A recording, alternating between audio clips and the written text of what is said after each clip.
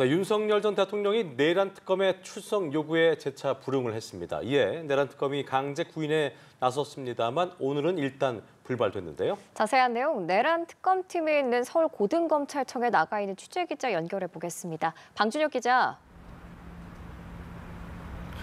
네, 서울구치소에 구속 수감 중인 윤석열 전 대통령이 오늘 오후 2시로 예정됐던 특검 조사에 응하지 않았습니다.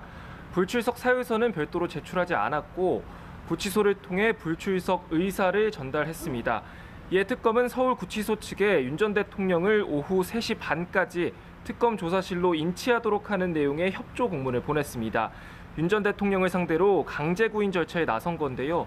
하지만 교정당국은 조사실 인치 수행이 어렵다고 연락을 해온 걸로 확인됐습니다. 전직 대통령 신분을 고려해 강제적으로 물리력을 동원하긴 어렵단 건데요. 이에 특검은 내일 오후 2시까지 윤 전 대통령을 조사실로 데려오라고 구치소에 재차 지휘할 예정이라고 밝혔습니다. 박지영 특검보는 구속된 피의자의 출정 조사는 사법 시스템상 지극히 당연한 거라면서 윤 전 대통령을 압박했는데요.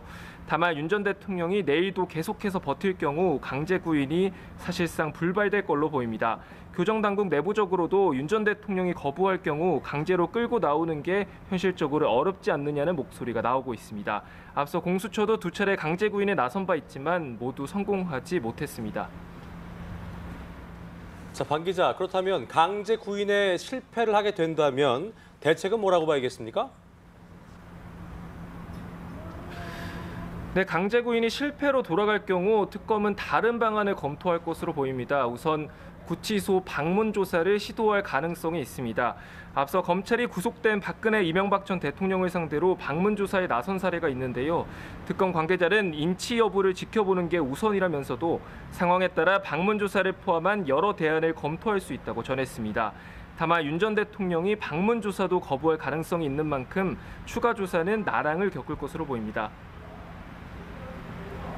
네, 특검이 오늘 윤 전 대통령 외환 혐의와 관련해서 대대적인 압수수색에 나섰는데 이 내용도 전해주시죠. 네, 특검은 오늘 오전 9시 국방부 등 군 관련 시설 24곳을 상대로 압수수색에 나섰습니다. 계엄 선포의 명분을 쌓기 위해 지난해 10월 북한 평양에 무인기를 침투시켜 도발을 유도하려 했다는 윤 전 대통령의 외환 혐의를 입증하기 위해서인데요. 압수수색 대상엔 윤 전 대통령의 지시를 전달한 걸로 알려진 드론사와 합참, 방첩사, 국가안보실 등이 포함됐습니다. 여기에 침투 작전을 수행한 곳으로 지목된 인천과 경기도의 무인기 부대와 김용대 드론작전 사령관의 자택도 포함된 걸로 전해졌습니다.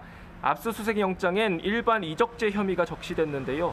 특검은 이번 압수수색을 통해 무인기 침투 지시 관련 자료를 확보하는 한편 군의 조직적인 은폐 움직임이 있었는지도 살필 것으로 보입니다. 지금까지 서울 고등검찰청에서 연합뉴스TV 방준혁입니다.